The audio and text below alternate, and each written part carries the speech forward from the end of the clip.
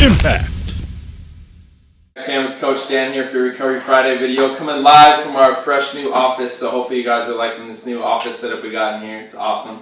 Anyways, guys, so we're going to talk about some T-spine mobility today. So continuing with our series on some at-home assessments you guys can do, I want to give you one more for your tool bag to start adding in at home. And we're going to start to measure your T-spine mobility and see how it is. So why is T-spine mobility important?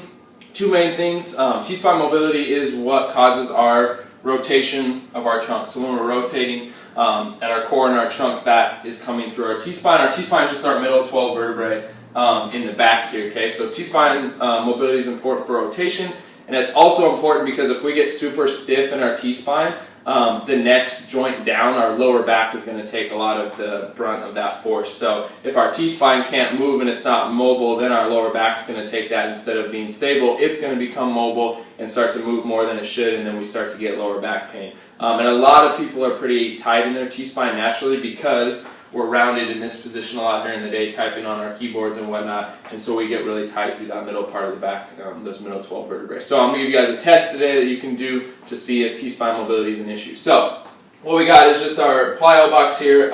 You guys can use anything at home that has a square. The reason we're using this is because we're going to measure 45 degrees each way. So if I have this box that's 90 degrees, right, I have 45 degrees each way that I can look at to see if I'm getting 45 degrees of rotation. So all I'm going to do is sit on the box where it's angled out right here.